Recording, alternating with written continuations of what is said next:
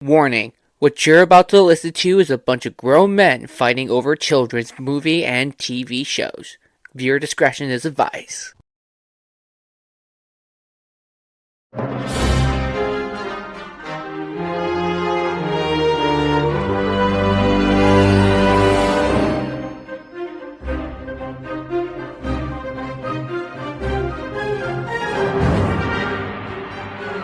In a world where Hutts mean more to the galaxy than meets the eye, the Republic and Separatist army fight over a child to reunite him with a family of slugs.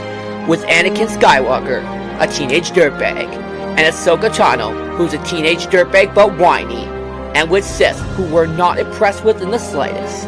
With random points in time to try and connect the dots together and call itself a movie, for the people that were begging for more prequel stuff from George Lucas, and lightsaber fights that range in quality. Come with us and explore the beauty of Star Wars: The Clone Wars with Patrick Clausen and Colin Hilding on the one, the only, Cantina Cuisine.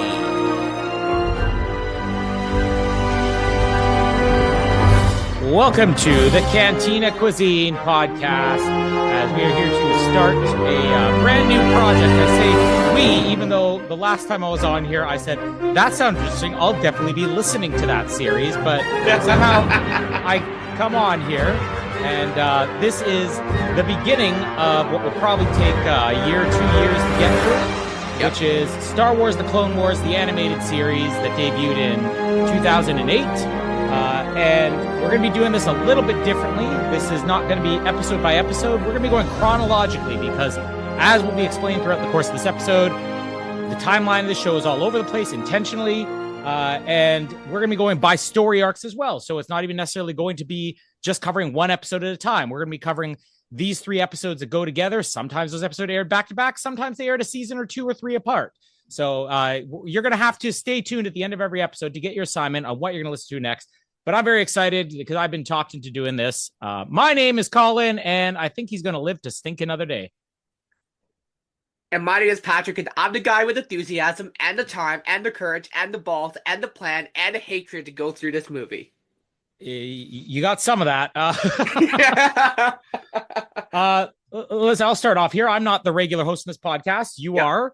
This is your show. And I'm thankful for you for coming in last minute.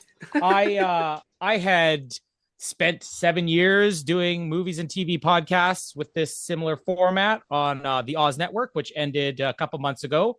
And I just got wrapped up what was probably several years, I think, 3.5, 4 years to get through all of 24. That was 10 seasons plus a TV movie, plus a spinoff, all this stuff. And I'm like, oh, I'm all done. But you mentioned you're going to be looking to do the Clone Wars by story arc. And I'm like, that sounds great. Then all of a sudden you had some changes. You're like, well, I'm looking for somebody to do a TV project with. I'm like, oh, do I have the time and energy to do this? No. But is the Clone Wars something that I love and admire and am excited enough by that I'd be willing to spend a couple of years talking about this? Yes, absolutely. So you talked me into it. We're here to start with the Clone Wars, and should say we're actually starting today, not with what's technically chronologically first, because I think next week or in the next 2 weeks, whatever it's going to air, will be the chronological first. But this is how the show was launched, the Clone Wars movie, which released theatrically. Yep, and I do have to say that before we say how bad it is, I love the fact that, first of all, like, this show makes the prequel series a lot better. Because if we talk about the prequels as a whole, like, it's not that great story-wise, it's not that great acting-wise, it's not that great, like, anything-wise. But if we have the Clone Wars putting the gap between the Attack of Clones and Revenge of the Sith, like, this thing as a whole, like, it makes it a lot better to watch through, because we get to see Anakin going through his story arcs, get to go see Obi-Wan and do his own little thing, and just everything just leading up to Order 66, and especially with one of the best characters in the Clone Wars, who starts off as one of the worst characters. I'm really excited, because this was also a little bit of part of my childhood as well, because we got the first 6 seasons on Netflix, and apparently, like, I think the 6th season was just a Netflix only thing at the time. So having that, being able to do that as for a childhood thing like that, like, I'm really excited to go through this thing and see, like, if it actually holds up, or if there's just a lot of good story arcs and still some bad stuff. which I do Uh, know that there will be some bad because of Jar Jar Binks, which Hey, you know what? I'm excited to get to the Jar Jar ones because a lot of people started to get turned around on Jar Jar when they saw him in a different format. I think that's one of the things that's exciting about the show is that they weren't ever bound by every episode has to be exactly the same. When you were watching this, even chronologically, when it first started airing, which I don't know if you started watching from the beginning, I don't think you did, because we're different generations. I mean, yeah. I'm your uncle, so I brought you guys up, showing you Star Wars and all that. But Mhm. I was there 2008 when this was released in theaters. You know, I've been into Star Wars for my entire life at that point, and seeing the TV show developed, where I'm like, wow, this is nothing like last week's episode. And then sometimes you get a standalone episode, and sometimes you get a 2, 3, 4-parter. I think Geonosis was like the first 4-parter. Yeah. And then you had different characters you could follow, and sometimes the tone would be sillier, and sometimes it would be heavily political, sometimes it'd be war. Week by week, I mean, even in just the course of this movie, we're going to get into some things, but there's a couple of things that I want to bring up as far as the development of this that is way pre-development, and that's what George Lucas had preceding this show. So obviously we know the Star Wars movies ended in 2005 with Revenge of the Sith. He immediately said, we're done with Star Wars movies. We're going to develop TV shows. There's 2 shows he started to develop. One, which would be an animated series of the Clone Wars, which technically we'd see something like that in between. And then the other one was going to be a live action show called Underworld, which Underworld never came to be, but I don't know if you've ever seen it. Years ago, they actually released, I think it was 10 or 15 minutes worth of footage they'd shot, test footage they shot for the Star Wars Underworld TV series, which looked great. It's just he decided, no, I don't want to do it. We want to focus on the Clone Wars.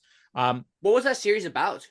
Like, Underworld, it was going to be based on like Coruscant, and it was going to be dealing with more of the crime aspect. And I think a lot of what we will eventually get through different series like Ahsoka and Mandalorian and stuff like that, with some of the flashback stuff. There was the big flashback that had Ahmed Best as a Jedi Knight. That to me felt like similar to what Underworld would have been. But I mean, people can look up. They're actually they're taking some of that test footage, some of the I guess visuals and characters and stuff like that, and they're starting to incorporate it into comic books, which are about to come out, which is exciting. But backtracking, we're going backwards in time here. We're doing this Memento style, if you know what Memento is. So prior to them even developing the Clone Wars animated series, between episodes 2 and 3, George Lucas said the Clone Wars is too big. The movies are really going to show Attack the Clones, how the war started, Revenge of the Sith, how it ended. But there's this huge gap that he always wanted to fill because he had all these great ideas. And originally there was the Clone Wars micro series, which were 10-minute long episodes, sometimes 15. And by the time you got to the 3rd season, they were like 20-minute long episodes, some of them. That was fleshing out a lot of these side characters and plots and what the war would have been like. That was done in a traditional animation style. They actually got the guy who did Samurai Jack to do that. And I remember watching that week by week when it would air. You know, you'd have to wait for, I don't know, it was like 10:20 or something like that at night on a Sunday night or something like that. And they'd air this week's Clone Wars episode, and that ran throughout it. He also did like what was basically a multimedia project. So there were video games that were released to the Clone Wars during that time. There was the animated series, comic books, novels was one of the big ones. There was basically a whole series of Clone Wars novels, and a lot of them would deal with a lot of these side characters we're going to get throughout the course of this. But that was always the idea. I want to fill out the Clone Wars with as many different projects as I can, which he'd already done on Shadows of the Empire in the 90s. So we're talking, you know, before the special editions came out, he's like, there's this whole gap in between Empire Strikes Back, or New Hope, Empire Strikes Back, Return of the Jedi. And he developed something called Shadows of the Empire, which was one story that was going to be told throughout the course of a book, a comic book series, and a video game. And it's still one of the best video games there is. Now let's go back even a little bit earlier than that. The Young Indiana Jones TV series, which aired in the early 90s, which was George Lucas's, bridged his gap between the movies and when he eventually came back with the prequel trilogy. And with that, it was not just a Young Indiana Jones series, but he decided to use this format where one episode doesn't have to be chronologically. Episode 1 takes place maybe in, 1909, and then episode 2 is going to be 1914, and then it jumped all over in the timelines. When he eventually released that on video, he did what we're doing right here, which is let's see how this plays chronologically, and let's take these episodes and combine them into movies. So when people see Young Indiana Jones now, it's actually movies or different episodes he combined, film new scenes to bridge them into movies.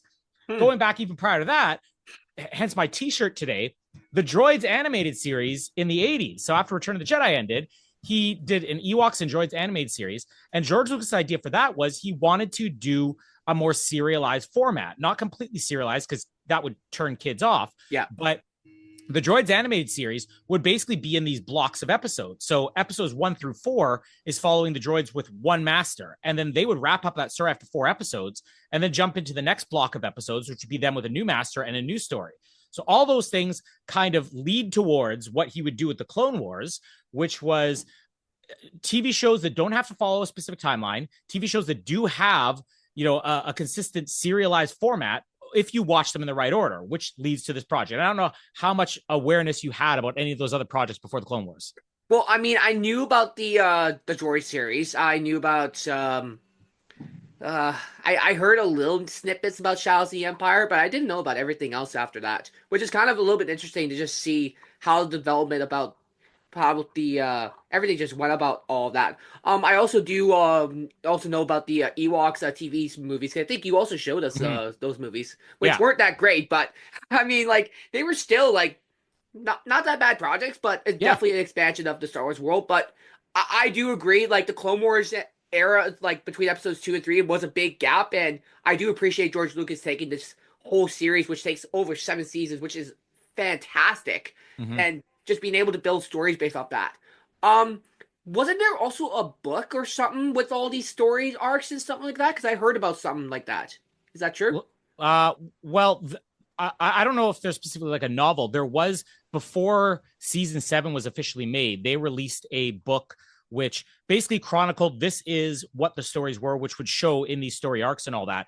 And I remember flipping through pages of that because at the time it showed this is what our plans are for season 7. And they said, this is what the storyline would have been for this arc. This would have been the Darth Maul story arc, the Ahsoka story arc. So some of what eventually came in season 7, I knew about years before they even announced that series because they had released basically this giant companion of everything Clone Wars, including unproduced stories.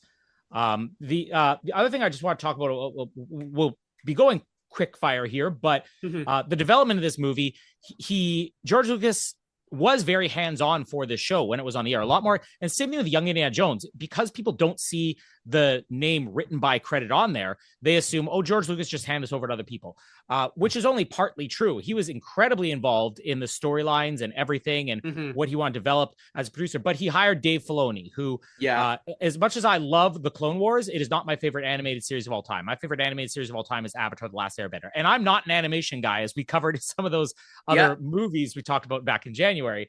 But Avatar: The Last Airbender it was so different from what I'd seen in animation. It did have an ongoing storyline throughout 3 seasons, and it was so epic and so imaginative and very Star Wars like, even though it was based in more of an Earth history thing. That when I heard, well, Dave Filoni's the guy who's going to be directing this and kind of the supervising director, I'm like, well, this is perfect. This show is going to be taken seriously. It's not going to be a kid's show. The things to touch on before we actually start covering the movie here, which I think a lot of people are aware of, but we can add a little bit more to, is that they produced these so far in advance. By the time this movie even came out, I think they were in between middle of season 2 and the end of season 2 for what they'd actually produced. So they had finished episodes for at least 1.5 seasons before this show ever aired. And George Lucas specifically said, this takes a long time. We want to know where we're going with the show. So that's hence why you're able to see some of these episodes where when we get to our next episode, the next recap we're going to be doing, where there's an episode from season 1, an episode from season 2 that tie together. They had the ability to be like, hey, you know that episode we did in season 1? Let's go back now and start doing another companion episode of that a season or so later. But they produced this so far in advance that he said, whether we get a network or not, we're producing 100 episodes. He was determined, this is a full project. I have a vision of beginning, a middle, and end, and I want to see this through to the end. Shopping the show around was actually not that hard because anybody's going to be bidding on this. There's some things online that say like, oh, it was initially turned down, which is actually completely not true. It was basically a bidding war. You're giving us a Star Wars thing. Tell us what you want to do. Eventually the deal was signed so it would be on the Cartoon Network in the United States, which interestingly enough, we'll cover it more in the next couple of episodes. Here in Canada, this actually aired on network TV. Like this was a big enough deal where like we're going to air this technically in prime time on CTV, the #1 network in Canada. But they got a TV deal. When they were in the middle of producing the show, George Lucas was looking at some of the footage and he's like, we could just release this theatrically.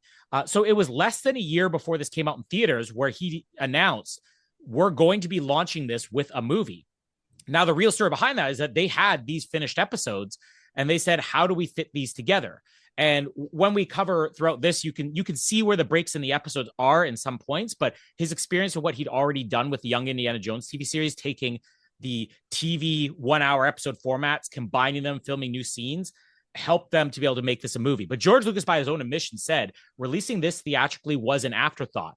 And if anything, a lot of people, I feel like, judge this movie too harshly because they expect it to be a movie, especially when it came out. And I think now that you look back on this, knowing the rest of the TV series, you can see a lot more about how this was one of the most brilliantly marketed launches of an animated series ever, because this came out in August and the animated series launched, I think, like 6 weeks later or 8 weeks later. This was designed to get people interested in the show. So if this had 12 people see it in theaters, it was still a bonus for them because these were never meant to bring in a box office gross. But last minute, they brought it in, as a way to pump up the TV series, and it worked because it ended up becoming like a massive hit. Yeah, and like I wasn't alive at the. Well, I was alive at the time, but I didn't care. I didn't care about it at the time. But I can see what you're saying.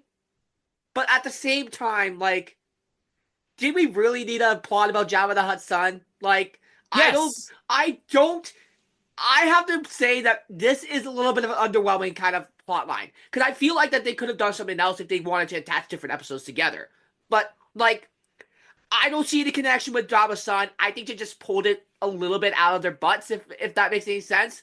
But I felt like they could have done a little bit better because I don't think Jabba the Hutt's son's plot is interesting. Like, the only thing that's interesting about it is when we get to the first beginning couple of minutes where we get Chancellor Palpatine saying that we need this trade route. Like, this definitely would have worked for an episode, but like, I feel like that they could have attached some better episodes that ties all this Christosis arc together.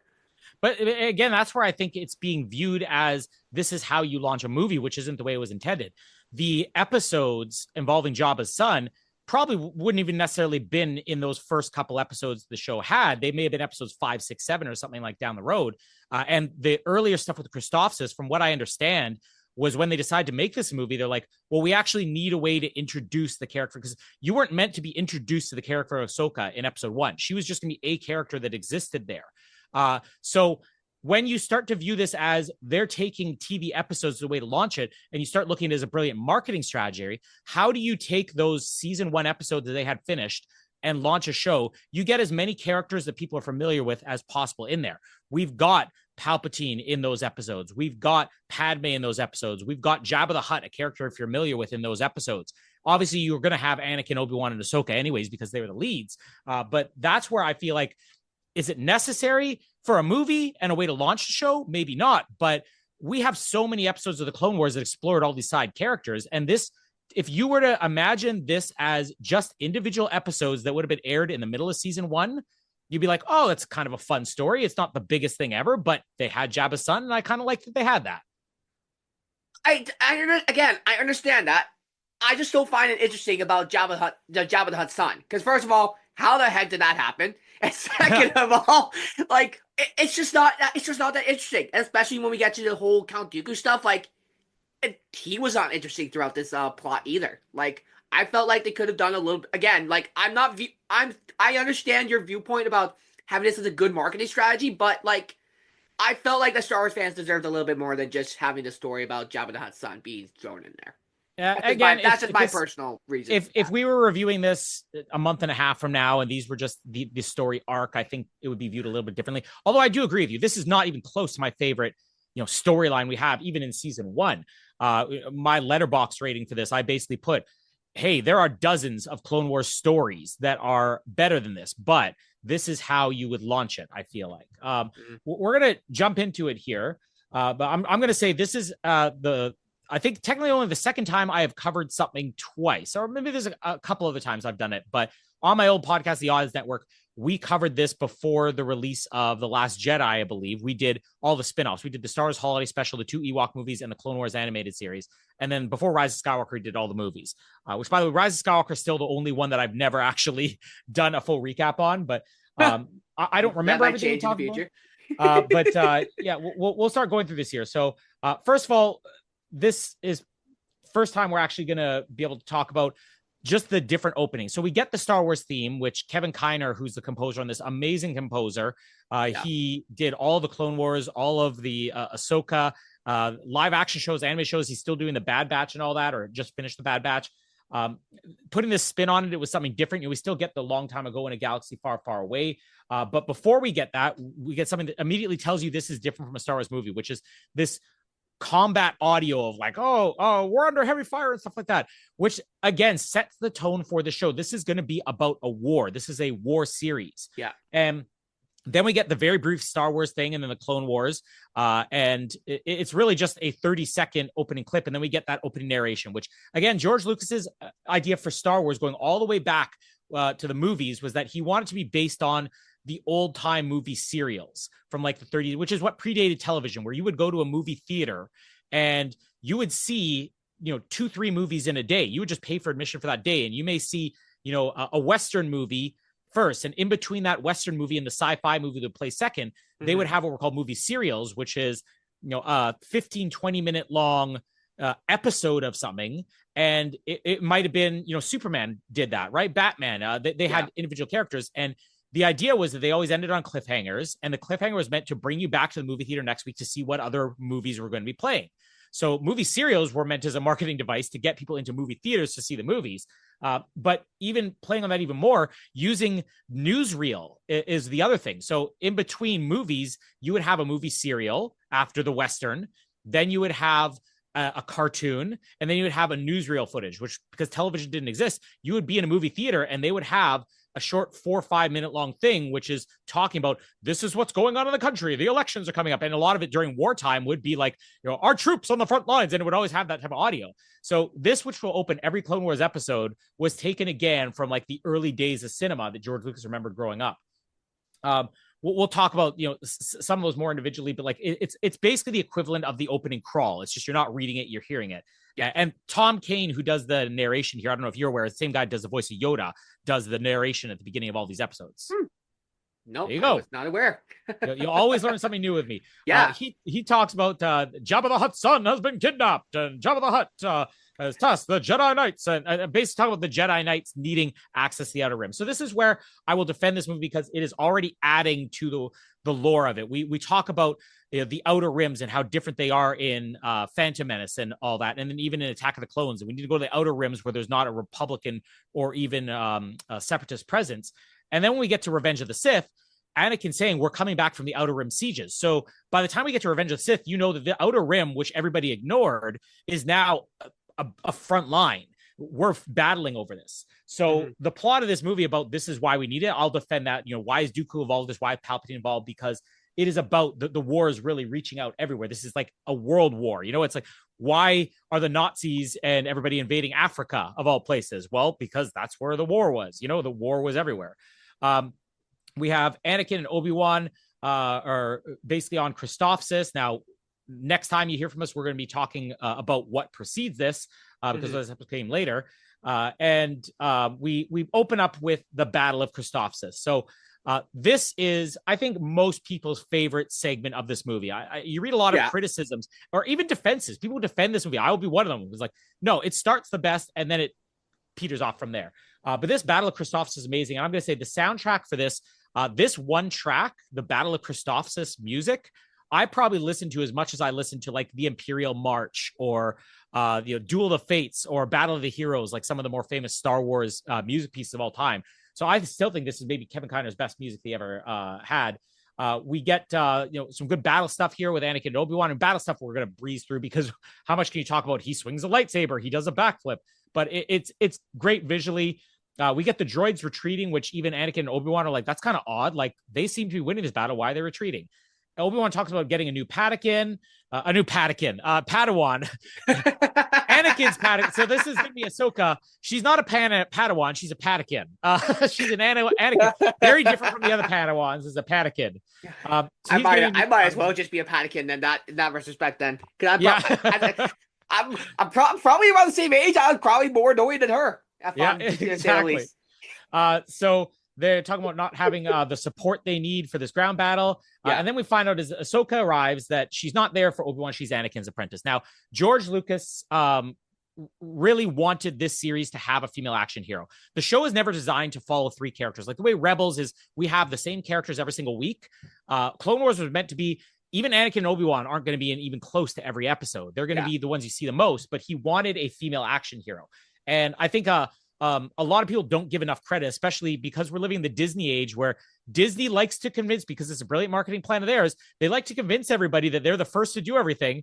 Captain Marvel movie comes out, it's like, it's the first female superhero. And people who actually have a brain are like, what about Wonder Woman? And even some of the inferior ones that came before that, Catwoman or Elektra. But we're the first ones to do it. Black Panther, the first black superhero. It's like, I thought there was that Blade thing before this, but George Lucas really created Princess Leia, even in New Hope, to be a female action hero. And when I covered all those movies on the Oz Network, we praised Princess Leia's involvement is so much better of an action hero than the way Rey was presented, because Rey's presented decades later. Like, people look at it, a girl is doing action. It's like, what about Princess Leia generations before this? But he really wanted to have a female Jedi character be the lead. And he specifically wanted one that would appeal to young girls. And this is where part of my defense for Ahsoka in this movie is going to be, is that neither of us were the target demographic for Ahsoka. My other defense I'll get to a little bit later on, because I can already, I have foreseen your criticisms of Ahsoka, because it's probably similar to a lot of other people's. But she's younger. And this is, I think, one of the other cool things with the show is that they kept up with the aging design. She's supposed to be, I think, 12 or 13 here, which is the age most Padawans are, or Padakins when they come on. And she ages slightly throughout the course of the series, even though it takes place over the course of like 2 years or whatever. So we also get introduced to Asajj Ventress here, was a character that was created for the previous micro series of the Clone Wars, and Darth Sidious. And we find out that there's this plot about basically putting the Republic at war with the Hutts. She introduces herself to Anakin. She basically calls him Sky Guy for the first time, which that will become a common thing throughout this. Their nicknames for each other originate here. I feel like between the two nicknames, Sky Guy and Snips, it may have been an intentional thing. In fact, I wouldn't doubt that it was an intentional thing. They were like, she's going to eventually stop calling him Sky Guy because she starts gaining respect for him. Snips exists through the end of this year. I think even when Hayden Christensen comes back, he refers to her as Snips in Ahsoka, which is great. Her is just like insulting his name. And him, he's just like, you're Snippy. I'm going to call you Snips or whatever. He even says, don't get Snippy here. We have them talking about their plan and everything. And when she's meeting the other clones, she's talking to Rex, Rex is the other new character that George Lucas really wanted to create for this. He wanted to create identities for the clones. And he specifically said, I want to have one that has a different look. And his idea was that every Jedi Knight has a clone who's underneath them. And Obi-Wan has Cody, who we already were introduced in Revenge of the Sith. So Anakin would have his Rex and everything. And Rex is going to become probably the main clone throughout the course of the series. No, nothing else to say. Okay. I didn't know we were. I don't know when you were planning. I'll break after Christoph's is here. If you feel like jumping in, just jump in. Okay, no worries. So they have the droids who are now re-advancing after retreating, and they've got an energy shield, which is a very cool idea because we've always seen these energy shields. Like the droids had it in the Battle of Naboo in the Phantom Menace, but this is like a traveling shield generator. So as they're advancing across the city and across these bridges, this energy shield is getting closer and closer to them. Anakin and Ahsoka have this assignment where they're going to sneak behind enemy lines to take out the shield generator. And the way they're doing this is basically hiding under some type of container, which is kind of like a little fun idea of them crawling underneath it. Although I don't understand how they see, because like you see they stop when the droids are advancing around them, and then they take it off and they peek underneath. But it's like, do they just listen? I mean, I guess they could sense it. They're Jedis. They could sense it. But yeah, otherwise they don't look until they're actually gone. We have the clones who basically follow this is the Asajj Ventress plot. They followed a bounty hunter to where the Hutt was kidnapped. And we get Yoda saying, I'm going to go to Christophsis. We have the shield generator thing where they come out from underneath it, and then they get matched up with the destroyer droid, which the destroyer droids were one of the coolest inventions George Lucas had in the Phantom Menace. Kind of like this deadly droid is like, you don't even want to fake it. And then we have Obi-Wan doing a fake surrender. And to me, this is actually the most fun thing in this, because Obi-Wan there's a bit of like a playfulness that Ewan McGregor brought to him in Attack of the Clones, like the whole death sticks thing. You don't want to sell me death sticks. You want to go home and rethink your life. Even the way that him and Anakin talk, like there's how did this happen? We're smarter than this. And when they in Attack of the Clones when they get zapped in the speeder chase, like that was good. And this is the perfect thing they could do for Obi-Wan, which is he does a fake surrender to this general, which this is General Loathsome, who we're going to get introduced again as we go back in the next episode. And he basically offers him tea, care for some refreshments, and they have tea, and he's just stalling for time. We get Anakin and Ahsoka taking out the shield generator as they're under attack. We get Obi-Wan, who talks to General Yularen, who's another one of the characters that was introduced for the show, that there would be not all clones. The idea is that clones can't command, so the Republic still had their own officers, and Admiral Yularen's one of the ones that was introduced. I don't feel like they ever used him as much as they kind of set up in this that he'd be used, but still, an interesting character. And the battle, Obi-Wan now takes out General Loathsome and his troops as they realize, well, I'm done stalling and offering you tea now. Anakin and Ahsoka are done their battle, and the Separatists are now in official retreat.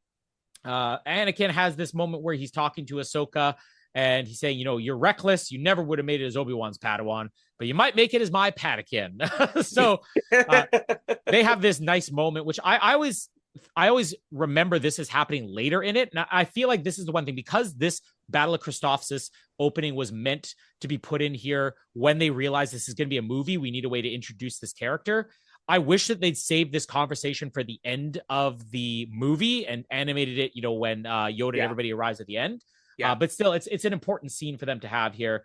And Yoda basically shows up, and they even have this part where he says to Obi-Wan after Yoda's like, "Oh, met your Padawan you have." And Obi-Wan is talking to Anakin, and Anakin says, "Something makes me think that this was your idea from the start," which totally sounds like that would be an Obi-Wan thing. We're going to make Anakin think that it's my Padawan, but we're actually going to set him up and surprise him that it's going to be yours.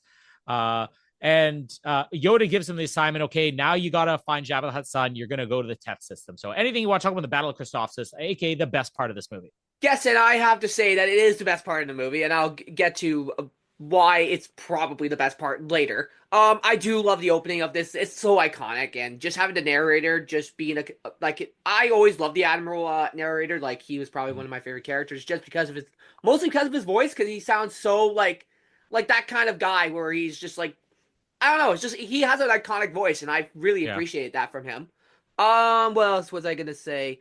Again, like the iconic opening with just the whole narration and everything, like with the whole theme, is just really iconic for the whole series as a whole. And I like how you really cleverly indicated that it was a little callback to the opening crawl for the original Star Wars movies, which I really love, and I really appreciate that. And I didn't really connect the dots until then, so that was really cool. During the Battle of Christophsis, I really like the guy who just literally just punched a droid and then just literally just died after that. Like there's Cody who's just just hitting droids with the gun and just like being a reckless maniac, and then there's just this guy randomly just trying to punch a droid, hurts his hand, and then just gets shot to death. Like, that one was funny for me.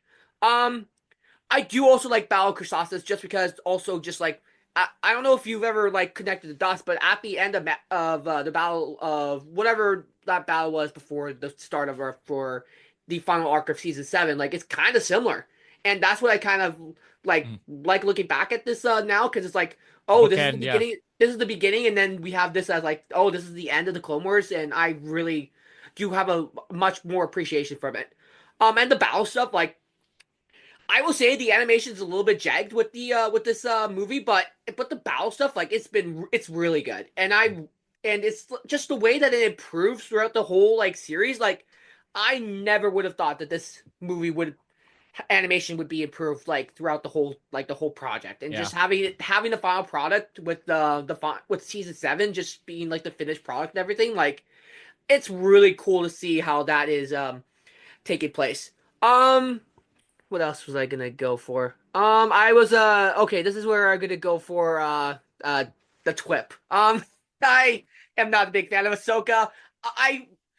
Here's what I love, though. I love the fact that we get a progressional development of her character throughout the whole series. That's what I love.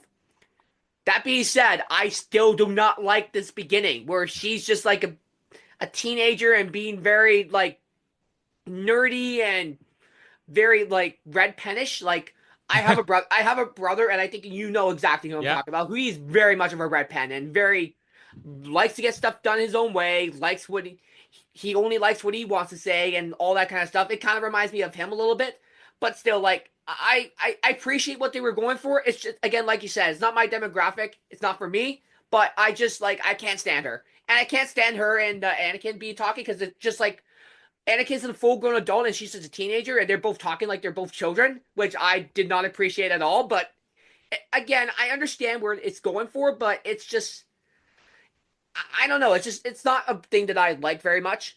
Um, I do love Ventress in this series as well. Like having her as this little bit of an introduction, and we're gonna get a little bit more from her later. But like I felt like she was a little bit underused. Like I felt like that maybe instead of Dooku, maybe they could have made Ventress the main antagonist of this series, with of this movie. Like I felt like that could have been a better usage of her character instead of just having using just Dooku right away, or maybe introduce Grievous. I don't know. Like I don't feel like that Dooku should have been at this point of time. Like I do think that Ventress should have been like the main focus for the Sith.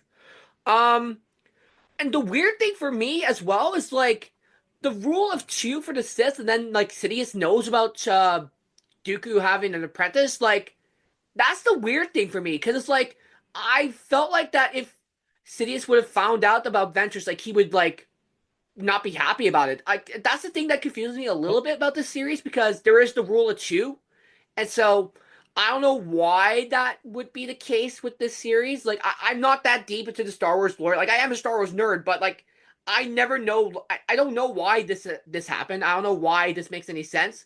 I feel like that this is a little bit of a plot hole with the whole like rule of two. Like I don't know if this is the same thing that happens in the novels or whatnot, but it's just something that I found a little bit like not that interesting, but like it's just really weird. Um, what else was I gonna go for? I do like I love I love the droids. Like the droids are probably the funniest characters in the movie and the whole series. Yeah. Like they are like they're supposed to be soulless, but they have like big personalities. Like we're gonna get to a lot of the jokes that we get in this series. Like I like my favorite one was like, oh, I'm the commander now. No, I am the commander now. It's just having the commanders keep getting murdered. It's like, no, he's the commander. You just killed him.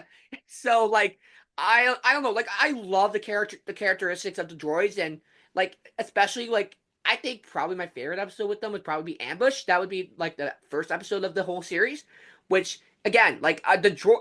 I'm really impressed that they made funny characters funny. Like Mhm. they tried to do that with Jar Jar and the whole like in the whole prequels, and that just didn't work out. So having the droids being this hilarious is really a nice thing for me. And then I also want to mention the line of when Anakin and Ahsoka are leaving because Ahsoka's just like their Padawan friendship is gonna be put to the test, and they might have to let each other go. And like I really love that foreshadowing from Yoda, and just Yeah. like how he knows like yeah he already knows that this is gonna be a hard relationship because of how strong they're growing together.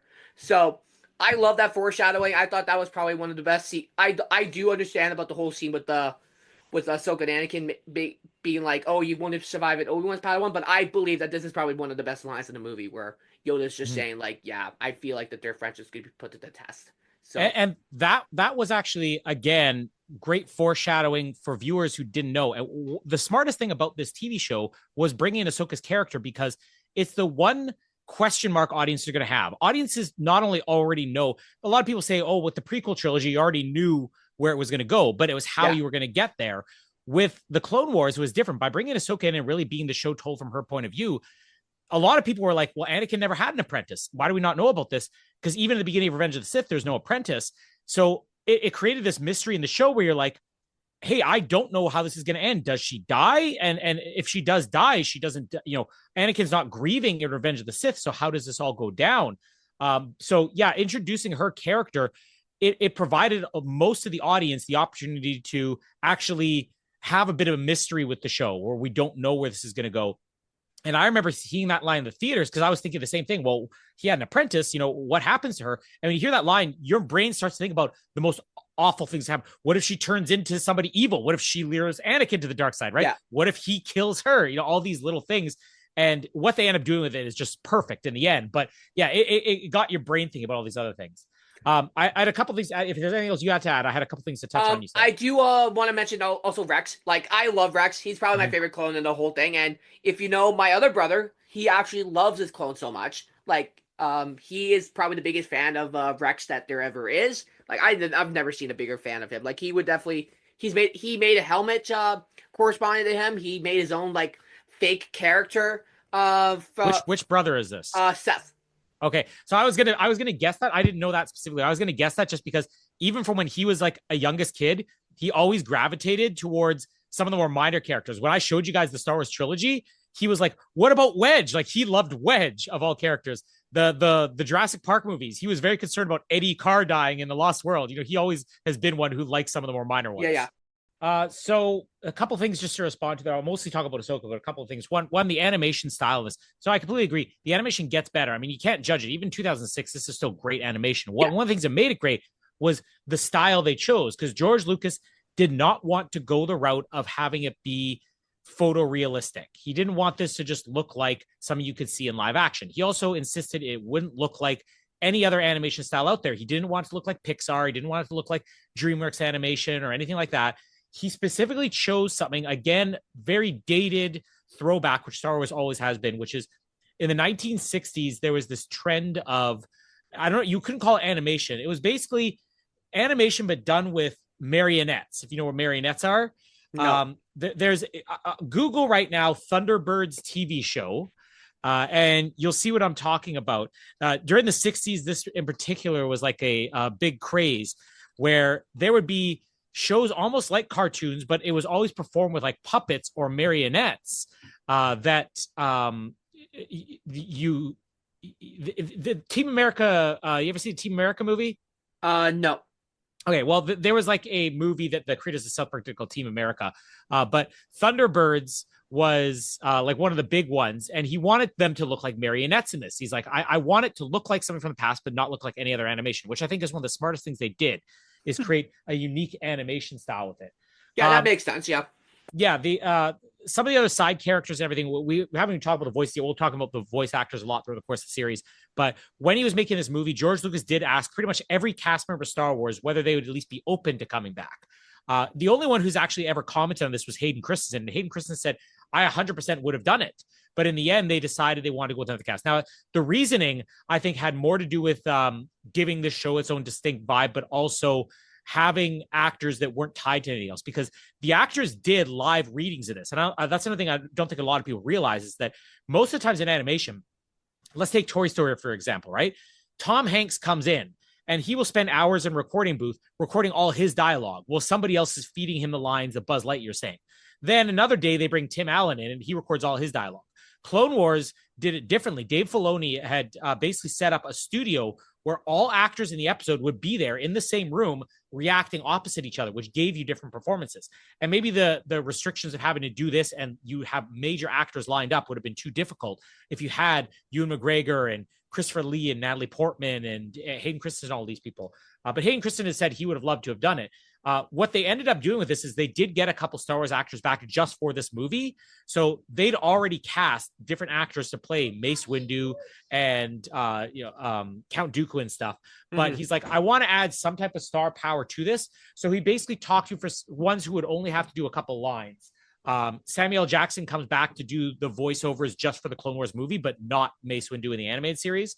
Same thing with Christopher Lee as Count Dooku. Anthony Daniels, I think, does the animated series as well. But the only other actor I think that we actually got coming back later on was Liam Neeson did come in for season 6. Oh, yeah, for season 6. Yeah. Yeah.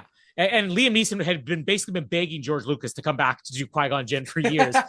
In fact, even we'll get there, a couple of years from now, but even in the Attack of the Clones movie, when Anakin's killing the Tusken Raiders and you hear Qui-Gon's voice going, Anakin, Liam Neeson was meant to record dialogue with them that day to be speaking, but the schedules didn't line up. So they end up having to do, take him saying lines from Phantom Menace and reloop it. And then he actually apparently filmed a cameo for Revenge of the Sith they cut. So when we finally see him in Obi-Wan, that was basically Liam Neeson's dream is I'm going to come back.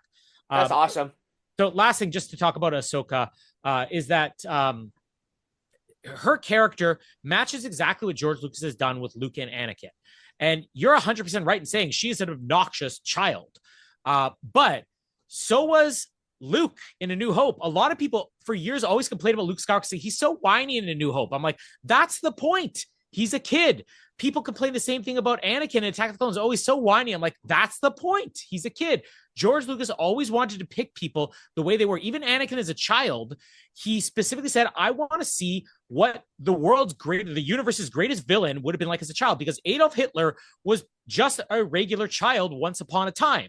And when he has even characters like Luke and Anakin who are heroes at once upon a time, he's like, I want them to reflect what an 18 and 19-year-olds are obnoxious. 13-year-olds even more obnoxious. So the fact that she got on people's nerves was the idea. They wanted that. And they wanted that build, like you said, of that character. So for anybody who out there is like, oh, the Ahsoka character sucked in the beginning, it's like, yes. And that's why it was brilliant, because she was meant to be that way, which I love. Go ahead. That makes a lot of sense. Did you want to make a comment about my Sith comment with Rule 2? Oh, yeah. So the whole Rule of Two, it's not something that's a plot hole. It's done loosely.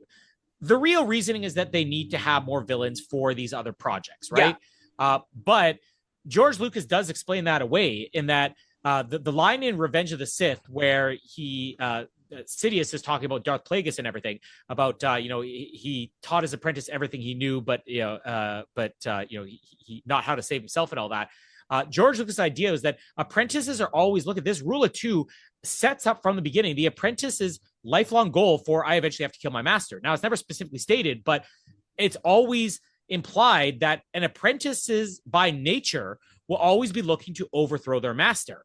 At the same time, the master allows things like this, knowing that it's leverage. So Sidious, in Dooku's mind, he's like, I'm setting up Ventress to eventually take my place when I can kill Sidious, but I have to get to that point where I kill Sidious. And then Sidious is like, you have her as your assassin, but we're going to keep her under our control. So it's designed so that you would have the master and the apprentice having ulterior motives, but not telling each other. That's the dishonesty of the Sith, is that the master knows what the apprentice is up to, and he's trying to get the upper hand by using that second apprentice, which in the end, in this case, Sidious wins, because we'll see what happens to Asajj Ventress down the line.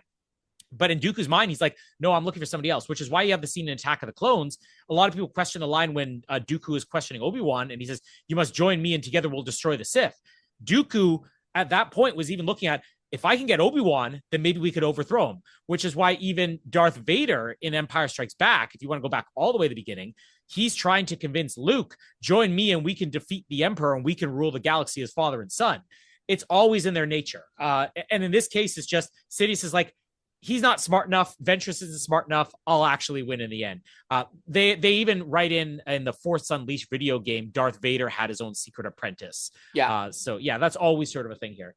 But isn't that like convoluted now because of the legends in that canon being written off? Or what do you mean? Like Darth Vader having a secret apprentice and all that. I mean, it really just fits in whatever project they're doing, right? Like, I personally find that the more they use this, the more convoluted it gets. It's the same thing of like, we brought balance to the Force, but now, the other TV shows, obviously Obi-Wan, I think, did it well because they're using the Inquisitors, which is something different. But when you start to get into the Mandalorian and Ahsoka and everything else, where it's like, there are a million different Sith out there, but we're not going to call them Sith, then it starts to get too convoluted. I feel like when you keep it simple enough that there's the ulterior motive, then it works. I have more of a problem with what they do post Return of the Jedi, which is like, just come up with something different, Yeah. I'll breeze through most of the rest of the movie here. We move on to the Teth sequence. Now, this is the main arc that led George Lucas to say we could make this into a movie. They had a 3-parter, which I know they all had Castle in the title. I can't remember what the original episode titles were, but this trilogy of episodes that makes up like the Jabba's son arc. Again, I feel like it slowly starts to go downhill the closer you get more you get close to the end. But the way it starts here, I'll actually say, even though I love the Battle of Christophsis stuff the best for the movie, I think the best sequence in this movie is the wall climb on Teth that we're going to get. Even before you get that, some of the cool visuals, like them on the drop ship, and when they have to close the blast shields, so all of a sudden you have all of the clones and Anakin and Ahsoka, where you have the red light, the emergency light coming on. That's something that J.J. Abrams borrowed at the beginning of The Force Awakens, when you have the drop ship that Kylo Ren's on, and you see all these clone troopers lining up. Again, something from the war where you would have these drop ships. Sometimes it was airplanes if you actually had paratroopers. Sometimes it was people in boats that are going on to shore, D-Day invasion and stuff like that. Yeah. So little details they add to give this war atmosphere. But yeah, the whole sequence on Teth where they're climbing the walls is just incredible. Like, that was something I remember seeing in the theater and be like, wow, like this feels like something out of Star Wars. This also feels like, a George Lucas idea. I want to have them climbing up walls and stuff like that. You have the walkers climb the wall. You got the Jedi climbing up the wall. You also have a sequence here where the bounty hunters are returning, who are trying to find your son Jabba, and they just roll these dismembered heads out, which I think is fantastic. We also have the line here where he says to bring back the slime who kidnapped his little punky muffin, and Obi-Wan, who's there at Jabba's palace. Like, I love the way that James Arnold Taylor, who was the one holdover from the Clone Wars micro series, he did Obi-Wan in that, where he's like, punky. Again, just perfect delivery there. The other little things they have here is like Obi-Wan's droid R4, where the Jawas start climbing aboard the ship and he just zaps them in the face. Is great. We have Ahsoka bragging to the clone troopers too, again showing like the arrogance of like a kid, which again was no different than Anakin, where he's like, and I had all of the droids lined up and I took them all out and took out the shield generator firsthand. There's this moment with the droids where they're overlooking like the battle or the wall climb of Teth and everything. They're like, we have a one. They use the number 11375698 or something like that, which 1138 is of course the famous number, but they use 1137 here. And I talk about the funny droid moments where one of the droids goes, "Wait, 1137." What? And then when the battle starts, we have Ahsoka giving the line, "This is where the fun begins," which is cool because if you look at this chronologically, that's looking forward to what Anakin's going to open Revenge of the Sith with, where he says, "This is where the fun begins." Yeah. So now it's like, there's a line he got from Ahsoka. The other thing where the droid calls Ahsoka servant girl after they get captured, or when they're up in the monastery or whatever. Yeah. And this is just a cool idea, a monastery on top of a cliff and all that. They meet Stinky here, which is Jabba's son, which I don't think I ever has that proper name. They just call him Stinky throughout the entire thing. Dooku has been recording them as they're taking Stinky out of there, and he's telling them, the Jedi or the kidnappers, look, I got the footage because Asajj had recorded this. Anakin drops a line, "I hate Hutts," which is part of what seals the deal here. Yeah. And then we get the escape from the monastery, which not quite as good as the climb up the wall, but it's still fantastic. Where you have the cutting the whole red wire, blue wire thing, which is like typical movie trope. Is it red wire or blue wire? Asajj has this line here where she's doing the force choke and everything, where she has a "Where is Skywalker" line, which she repeats several times in this movie. The trailer for this revealed little bits about Jabba's son, but that was the one moment where I'm like, oh, this is gonna be cool, because you just have Asajj just choking somebody like, "Where is Skywalker?" It has like this intimidating part to it, and then she uses the mind trick on the clones as they're like, "Oh, we need pickup on the cliff or whatever," and the clone accidentally says Anakin, and Ahsoka's like, "Anakin?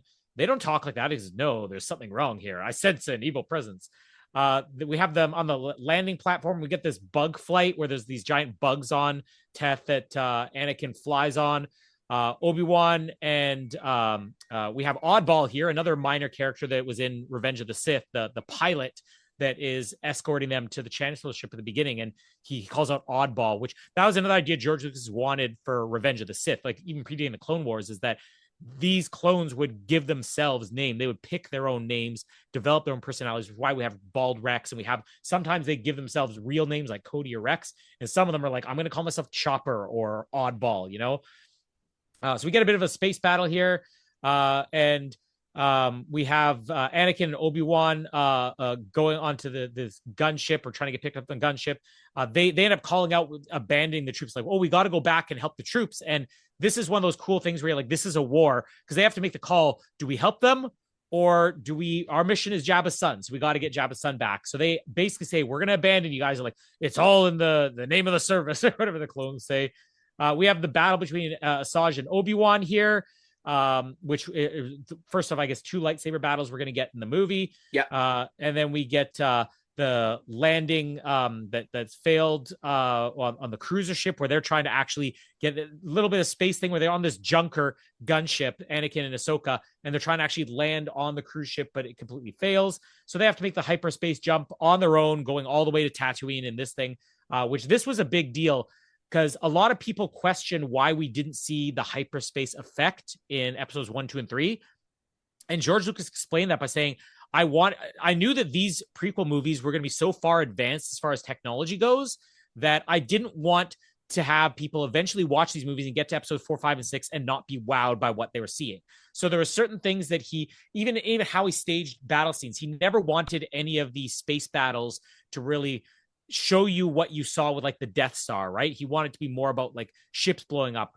But the hyperspace effect, when they go into hyperspace, if you watch Phantom Menace, Attack of the Clones, or Revenge of the Sith, you never actually see them in the cockpit where the stars start coming towards them slowly and that going into hyperspace.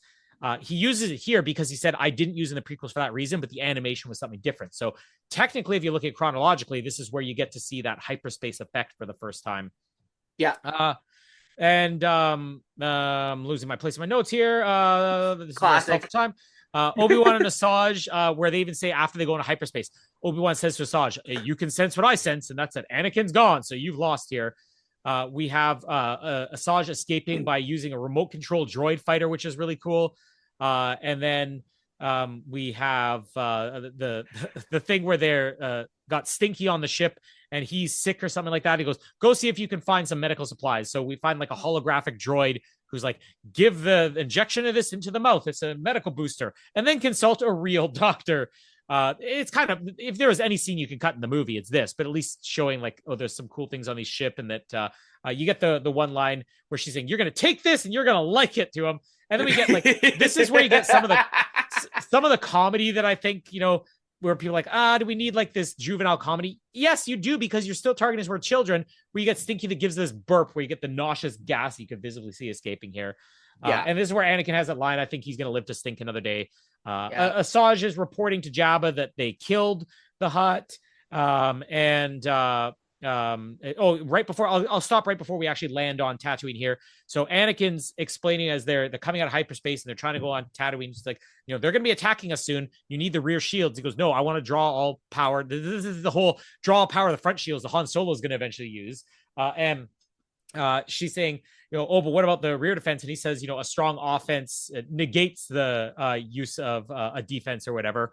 Mm-hmm. And he ends up being proven wrong. So this is one of the cool things, that Anakin's the master, and Ahsoka was actually right here. And she even says, didn't I say this is going to happen? You needed the rear shields.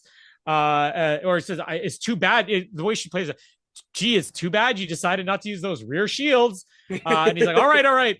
And then he has that line where they're getting shot down or whatever. They're talking about with this being a crash or whatever. It's like, I'm landing. It's like, oh, it's not a landing for crashing. Okay, it's a crash landing then. And then when they're reporting to Obi-Wan about what happened here, it's like, did you get shot down again? And you just have this long pause. It's like, yes. This is another one of my favorite tracks on the soundtrack. That it's called Rough Landing on the soundtrack. But I'll stop here before we get into the Palpatine plot. But this is still fun. Like, I love the battle on Teth. All the stuff on Teth is great. Every time you change planets, it gets a little bit less impressive. And I have to agree with you on that retrospect. And I do think that the stuff on Teth is pretty cool. I do think that having it focus on something else other than Jabba the Hutt's son would have been even more better. I do like the lightsaber fight between Asajj Ventress and Obi-Wan. I thought that was probably the second best scene in the movie, and probably the best lightsaber fight in the movie, and the only good lightsaber fight in the movie, because I do not like Dooku and Anakin that much. But it's the leading up to that. I understand the juvenile humor a little bit, but at the same time, it's like there's just so much arguments for haters to just say that the Clone Wars is just a kids TV show, and this is more of a reason why they're going to be more advocate because of it. Because there's a bunch of kids humor, a bunch of fart jokes basically, and a bunch of stink jokes and all that. And it's just like this gives haters a reason why that this is a much of a kids show, and that's what I don't appreciate a lot of for that kind of retrospect. that's why I wish that it was a little bit more serious. And obviously, we'll get a lot more serious stuff as we go along. But um, yeah, it's just something that I just found a little bit of a nitpick of, just because that I don't. It's just that I don't find it interesting. It's just not that funny for me, especially that I'm older and a little bit wiser, just to say the least. You are muted once again. That's a common thing here. I'm always trying to block out the sound of screaming children. Yeah. Um, uh, yeah, you'll get smarter as time goes on. It's funny because uh, since I've subscribed to Letterbox for like the last 2 years or whatever, I'll often go back and watch a movie that like I watched when I was, 17, 18, 19 years old. And maybe I thought this is a good movie at the time, and I watch it now. I'm like, no, this movie's a masterpiece. I was too young and dumb to understand at the time. And I was definitely smarter than you, but Okay, come on. Come on. So it is because of my dad that I'm stupid. well, no, I think you own a lot of that yourself. What do you mean? Like, in general, everybody. This is what my argument is about Ahsoka, even Anakin, Attack of the Clones, Luke. Everybody at that age is dumb. I was dumb, and I'm a genius. So yeah, everybody gets smarter with time. So you'll eventually come around my opinions. yeah. Couple little trivia things I just want to add in here because there's so much trivia for this movie. I did find confirmation here that, yeah, they'd already recorded, like Corey Burton, who does the Count Dooku voice, he'd recorded all of his lines, but then when they were finishing the movie, they said, let's see if we can get a couple of these actors back for the minor roles, which is when Christopher Lee came in to do this. The one thing we haven't talked about is the battle armor. So this was introduced. Oh, yes. Yeah, in I don't know if Anakin's was, but Obi-Wan's was introduced. I think it was the second episode of the micro series, was Obi-Wan fighting on a battlefield with a bunch of clones, and he had basically his shoulders up armor, which is modeled after clone armor, and that was an idea they had there, which they bring in here. And if you actually watch Anakin in battle through the course of the series, Anakin's battle armor, it is Darth Vader's battle armor. It is, the shoulder piece and chest piece of Darth Vader, not like the actual electronics to help him to breathe and all that, but it's the same armor that they decided to use here. The other interesting things about this, one is that I did find exactly what I was saying, the different episode that made this up. Now, there's something we'll talk about a little bit throughout this. I never had a need to talk about this when we covered 24 on the Oz Network, because that show was designed from the beginning as we filmed the first episode. That is the first episode. It's a real-time show. But most TV shows, they don't always film in order. They do have this hour laying it out, but you have what's called a production code, which this is the order you produce the episodes in. And then when you air it, you may decide, well, why don't we air this episode number 19 before we air episode number 16? Because we're not quite done post-production, but this other one was easy. We got it out early. Clone Wars was just like, we're making these episodes as we go along, and then we'll decide how to air it later on. But the Christophsis sequence was production code 118, which was the 18th episode they produced in the first season, which was around the time George Lucas said, let's maybe make this into a movie. Let's produce this. The rest of this were the first, the third, and the fourth. So there's a different second episode, which could have been it wasn't that they intended to air something else in the middle of this whole, Jabba the Hutt son storyline, but that they produced other ones first. The original ones was the first episode they worked on was the 10th one, which was called Castle of Deception. And then Castle of Doom was the second one, which is production code 103. And then Castle of Salvation was the third one, which is production code 104. So those did contain things. We have the opening quotes that open every single episode, right? Yeah. Those were produced when it was still supposed to be the TV series. So I'm actually going to read those now. The Christophsis sequence, when they were developing that, would have had, which we don't see in this movie, the opening quote of "To teach is to learn twice." The Teth sequence, which we just talked about with Castle of Deception, the quote was going to be, "The wise Jedi does not trust appearances." Then the second part of the Jabba the Hutt trilogy was going to be, "Nothing worth having is easily gained." And then the third part, the conclusion, this was going to be, "The confidence we have in ourselves can easily give birth to confidence in others." So there's some trivia there for you. So getting on with this, Palpatine's storyline starts to come in now, which is really just the one scene where he's in his office and they're getting the reports of what's going on. And he gives Padme a task of to go find, there's one contact that might be able to help us, Jabba the Hutt's nephew. Go find Zero the Hutt. Yeah. Now, Zero the Hutt is a character that is divisive, but I did find when they brought Zero the Hutt in later on, a lot of people got turned around. And again, I think this is similar to Ahsoka. When you realize this show is meant to have a different tone in every single episode, Yeah. you accept it differently.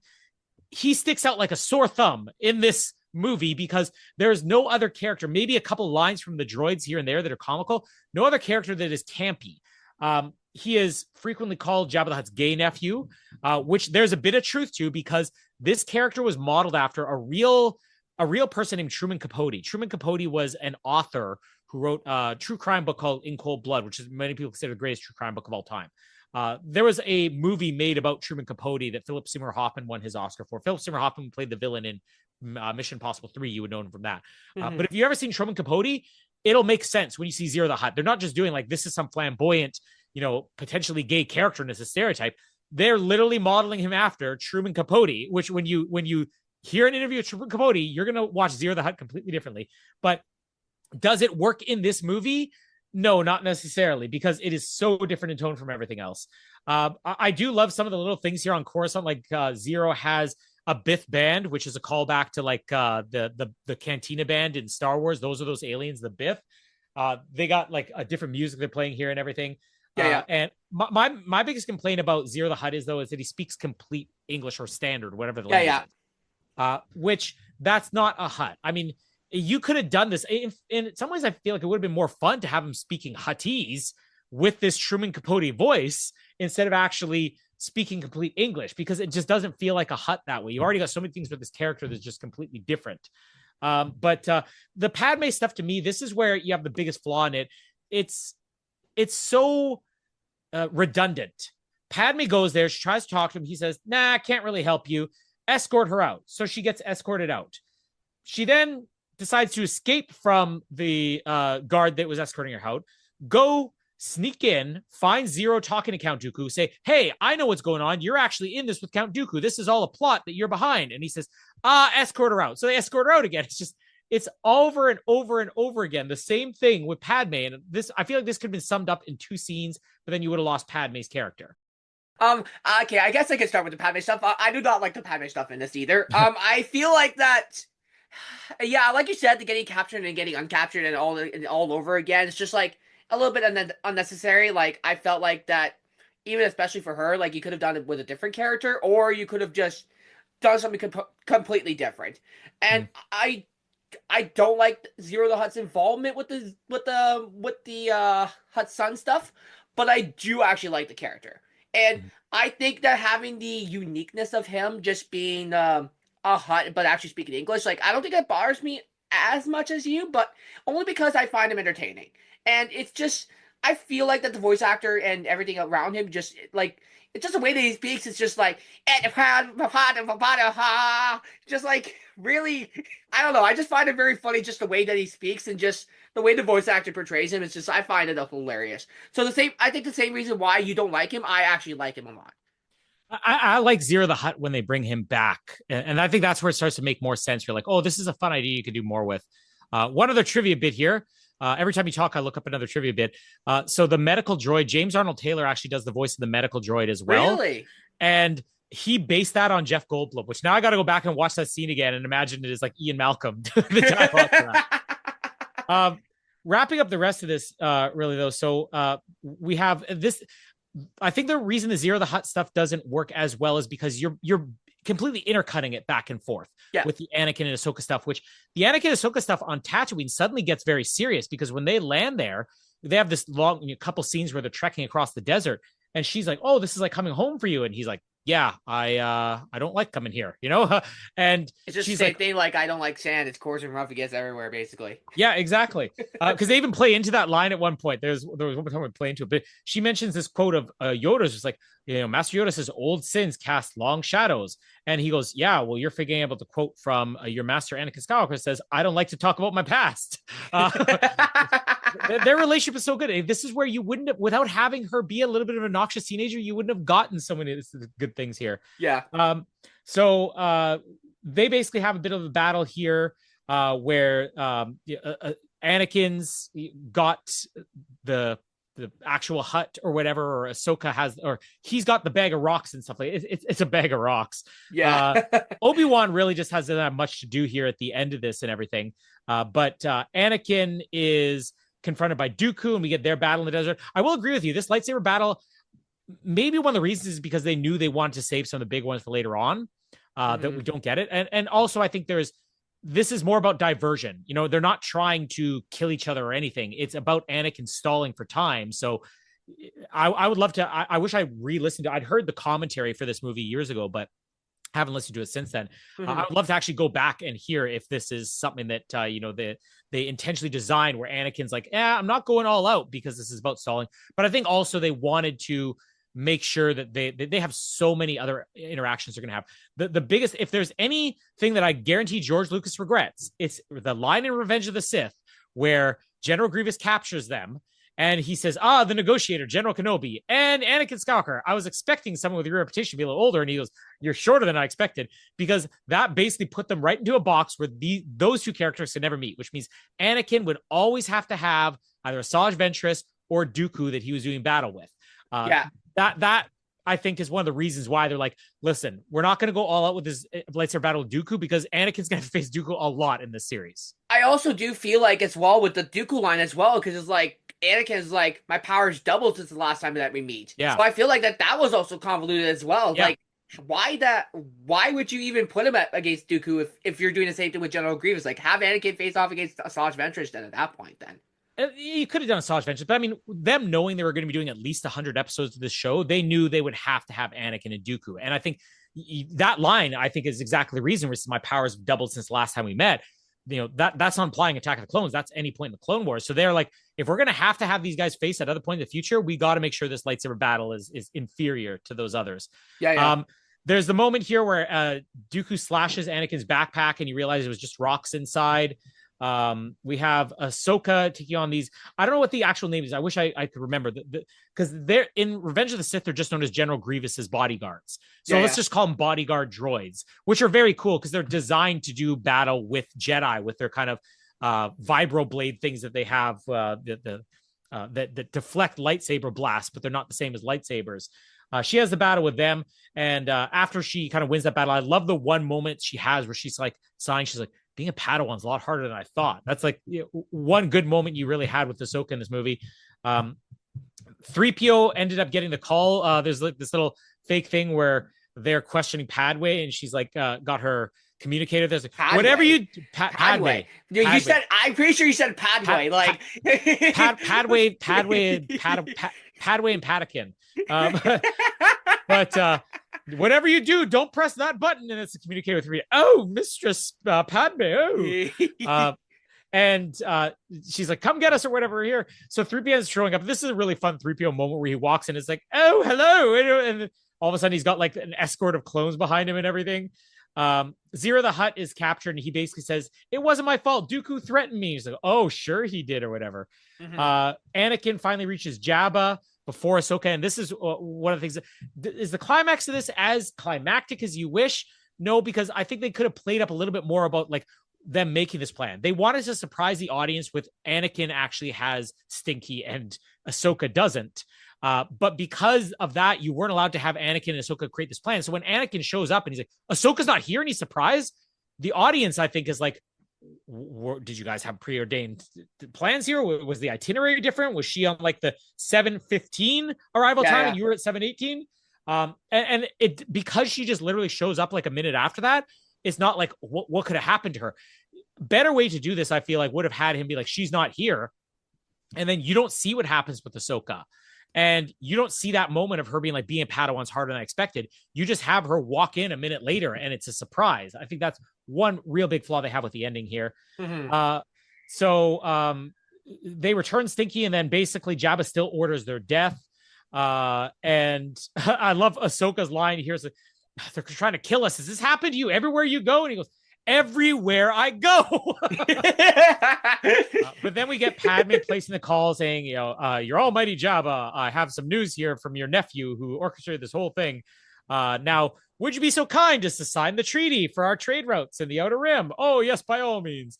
And we get this moment between Anakin and Padme, which is going to become a common thing throughout the show. Whenever they're put in these situations because their marriage is secret, they're basically talking politics here. It's like, well, it was a pleasure to do service to the Republic, but they're doing like this flirty politics talking, which is like, it's cheesy, but it's fun. And then we get the final moment where Obi-Wan and Yoda show up fashionably late. This is where Obi-Wan just sort of disappeared at the end and Yoda shows up.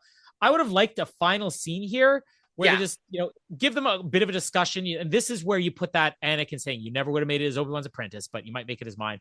Because they literally show up, and this is the final Star Wars pose scene. You always get that scene of all the characters posing, sometimes facing the camera, sometimes facing away. And you got Anakin and Obi-Wan and Ahsoka and Yoda there, and the clones in the background. It's traditional Star Wars, but it's not the perfect ending. I mean, I can still deal with, the Zero the Hutt stuff and, the cheap jokes with Jabba's son. And I can defend the Jabba's son plot because I feel like this works if you look at this as an episode of the TV show, maybe not necessarily for a movie.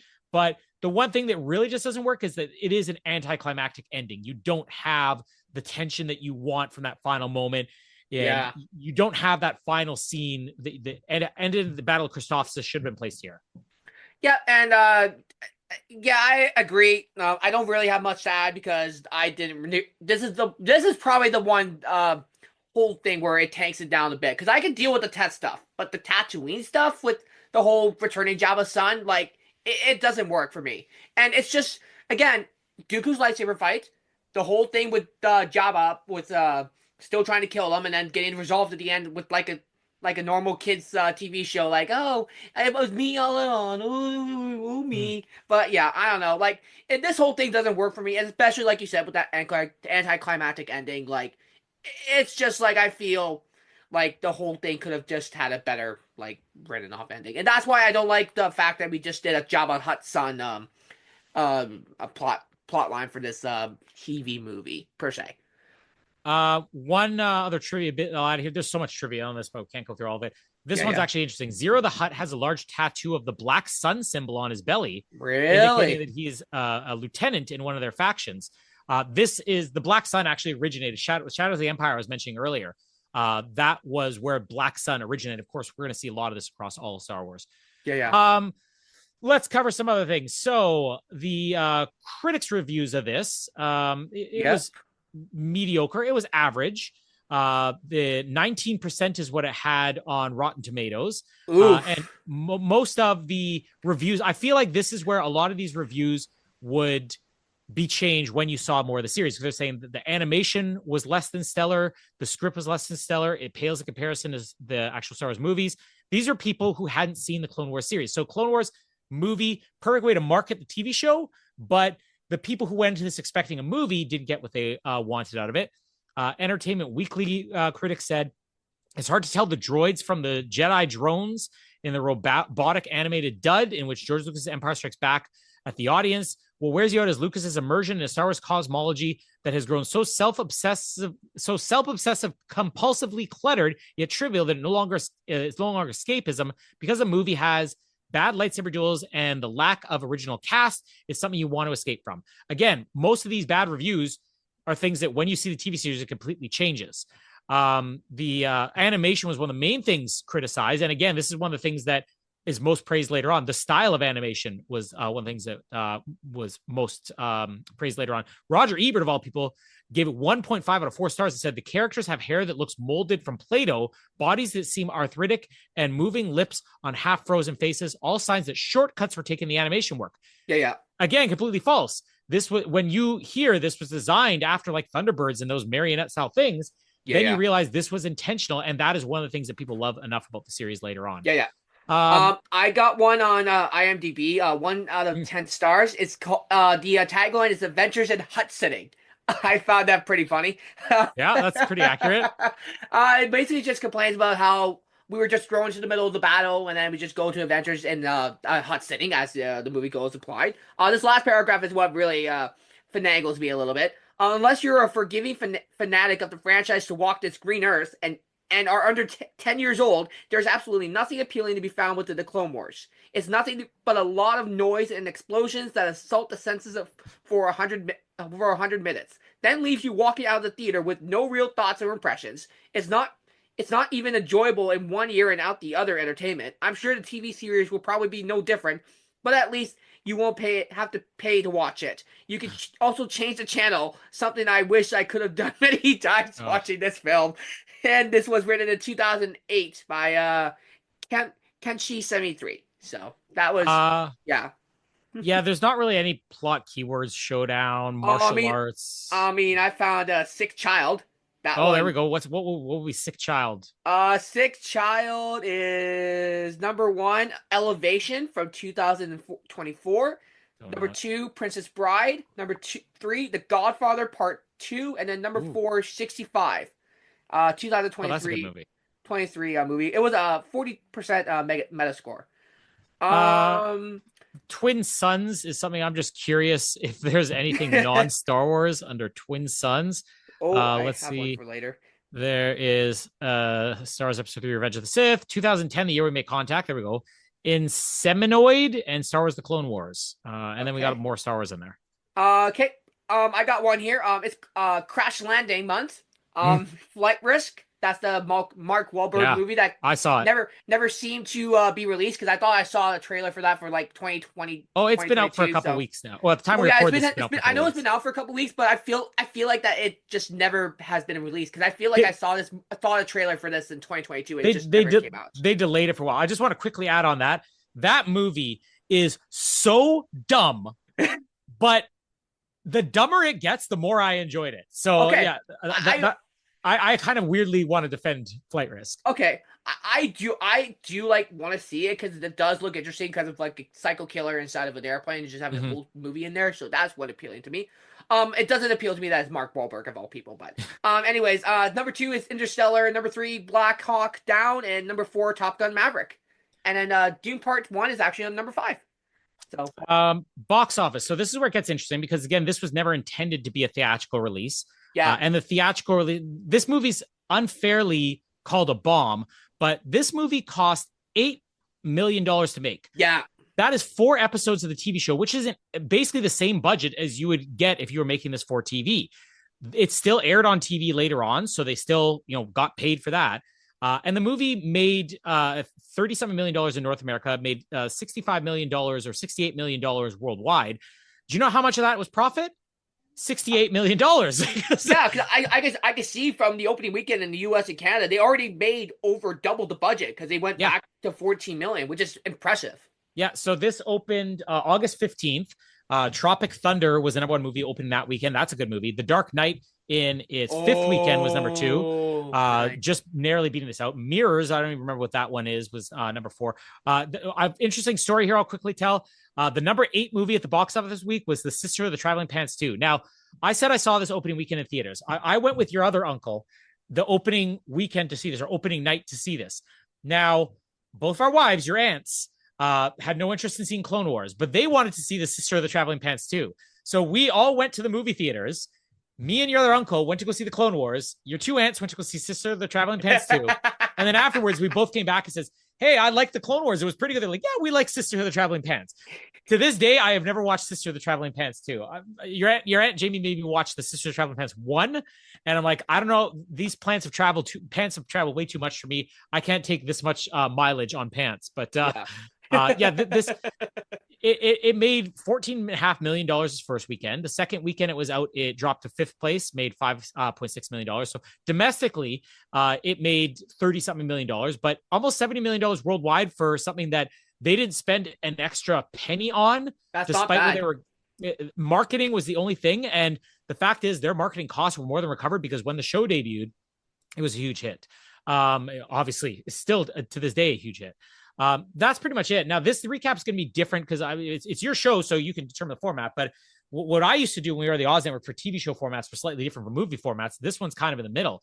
But when we come back next time, which I think might be in 2 weeks, whatever, we can try and get that. Yeah, it's not going to be a weekly thing. We're going to give time because people are going to have to watch multiple episodes in the middle of this. And unlike just being able to go to the next episode, we're going to have to give assignments and all that.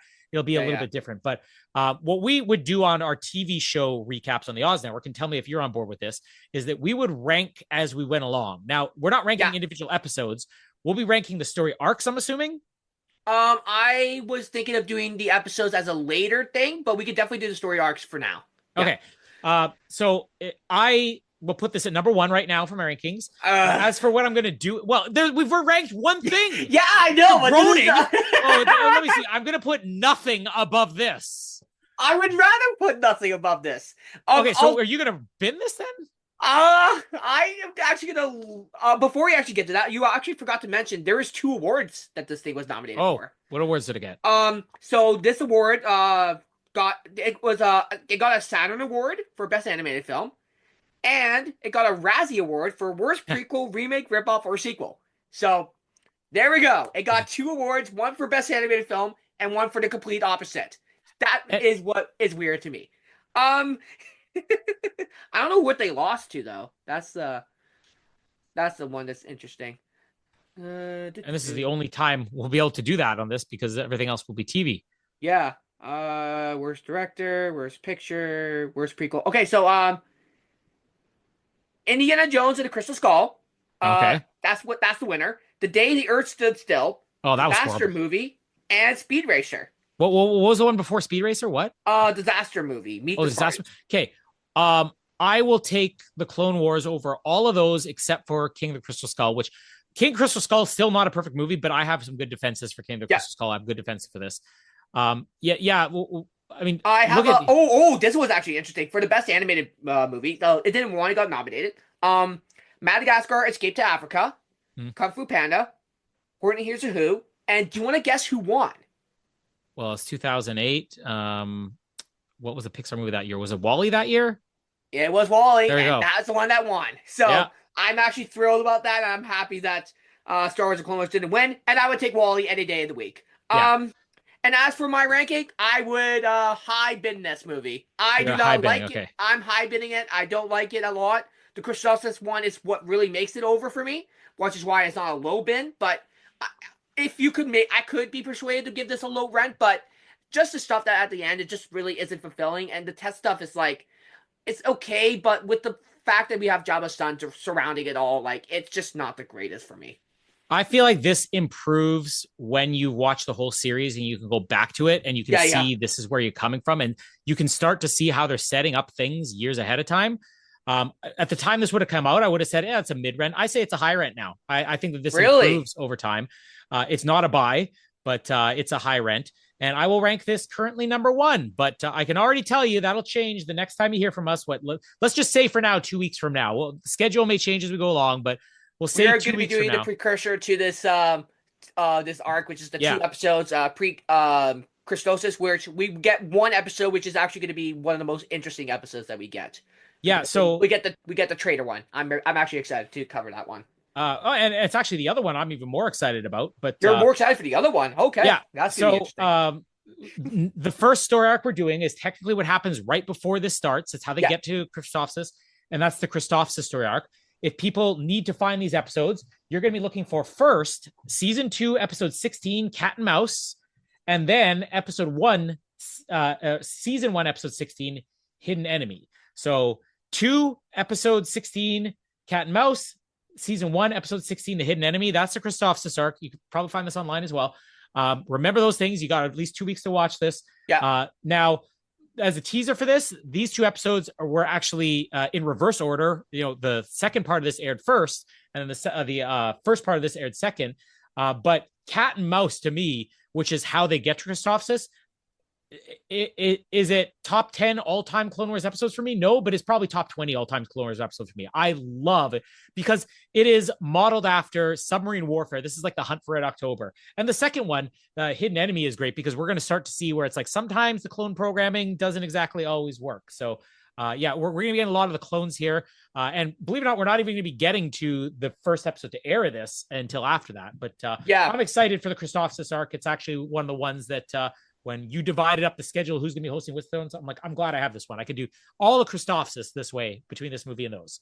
Yeah, but then a little teaser for later down the line. I got to get the Mandalorian arc. I am so excited for covering Mandalore. Well, lead up to it. Teaser here, I guess, without going too much into detail. the schedule that you worked out for who's hosting what episodes. I can tell you right now, the Duchess of Mandalore trilogy, I think, or maybe it was even a two-parter. All the Mandalore stuff was some of my favorite stuff the show ever had. Other ones that I'm really excited for, I'm excited for season 1 stuff, which will actually be coming up pretty soon, which is the Malevolence. That'll be the 5th story arc we cover. The Malevolence trilogy. And that will be cemented for me having one of my favorite characters in the whole Clone Wars. I won't say who it is, but I will give you a little bit of a tease. It's one of the people that found Ahsoka. So that's probably one of my favorite, definitely one of my favorite Jedis to ever be in the Clone Wars. And Malevolence was actually the first one that was an official story arc within the show chronologically as well. Some of the other ones that I'm looking forward to here, the Ryloth storyline. That's probably, I guess, outside of Christophsis, that's the first time you're really going to get like, what is it like on these planets? The Geonosis arc, which will be coming up soon, that was the longest story arc that they actually had on the early seasons of the show. The Boba Fett arc I'm going to get to host. The Night Sisters arc is going to be fun because season 3, when we do get to some of the, and we could be getting to season 3 stuff within the next month, we could be getting to season 3 stuff, a year down the road. But season 3, when it originally aired, I was not a fan of it all because the show took a complete different direction and said, we're going to start to get into some heavy fantasy stuff. And it was only on my first rewatch of the show that I really grew to love, especially the Night Sister stuff. And that ties in with the Acolyte later on and stuff. But any of the ones that are coming up that you're particularly excited about? I am actually really excited for the Domino Squad arc. I love the Domino Squad. They're probably one of my favorite characters. And Fives and Echo are definitely one of my favorite clones throughout the whole series. So I'm really excited to cover them. Which ones am I also excited for? I get to cover the Zero the Hutt arc. That is going to be really exciting because I will be a big defender of Zero the Hutt, and I think when we get there, you'll see why. The two ones that I'm honestly more excited for than the Mandalore arc, it's the Mortis arc and the Citadel arc. The Mortis arc, really good. Also really, season 3. hands down, one of the best arcs that's ever come out. Probably second below Mandalore. I would have to rank it right now, currently. And then the Citadel, I love Citadel. It also really builds Ahsoka's character, which is why I also really love it. So I'm really excited for Citadel and Mortis as we go later down the line. And the fact that it happens early on in the series, it really gives me hope as to how this whole Clone Wars keeps going through there. Because if this is the high that they get from there, Mandalore and all the other stuff is going to be much better. And then I also get to host the Ahsoka Traitor arc, which I'm also really excited for. It's going to be so good. And I will say, Ahsoka is definitely my favorite character throughout the whole Clone Wars. So it's going to be I'm really excited to cover Traitor when we get there. And you mentioned the Rookies was the episode in the Domino Squad arc. It's going to be in the middle of the episodes we cover. Yeah. But that was also in season 1 where you realize this show is going to go very serious and very war focused at times. And also that was the episode that really sold me on. You could have stuff that features just clones as characters. Oh, absolutely. Like you're saying. Then I forgot there was also another one. What's his name? What's the Jedi's name? The one with the double-sided lightsabers. Krill? No, Krill. Krill. Yeah, I'm also excited for that. Han Krill. Han Krill. Exactly your reason why clones could carry a whole arc. The whole arc is just carried by the clones. And the fact that, and it's just really puts it to the point about why Sidious wanted these clones for Order 66 and why they're so good at what they do. Because they just take down one Jedi with two double-sided lightsabers. That is one of the most insane arcs that I have ever seen from any TV show. I'm also excited to cover that one. So 2 weeks from now, you'll hear our next 2 episodes, season 2, episode 16, and season 1, episode 16. And then we'll be getting into these as we go on. Maybe the release schedule will change later on, but for now it'll be every 2 weeks. So we have time to watch. Sometimes we're going to have to watch 4 episodes in order to record 1 recap. Sometimes we're going to have to watch 2, who knows, but it'll be fun. This is, you sold me on doing this when you said the Clone Wars by story arc. So I'll be around for a while on your show here. Yep. And then at the end of everything, we're going to do an episode ranking. And that's going to be exciting because I am really interested to see how I would rank individual episodes and not the story arcs in general. Yeah. So. Yeah. So what I'm proposing is that as we go by week after week, we update people on where we're ranking the story arcs, but we keep our individual episode rankings separate. Absolutely. I'm doing that as well. I would love that. And like I said, I rank nothing above the Clone Wars movie in general. So, that's just how it's going to be. So get ready for some fun. My name is Little Punky Muffin. You stole my quote. And my name is Snips and Stupid Dude. Thank you for listening to the new episode of Cantina Cuisine. Make sure you follow us on Spotify and Apple Podcasts to listen to new episodes coming out every week just for you. Also, make sure you follow us on Facebook, Instagram, X, and subscribe to our YouTube channel for updates and follow-ups to our episodes and other content that you might like. Again, thank you so much for listening, and we'll see you all next time. Peace out, nerds.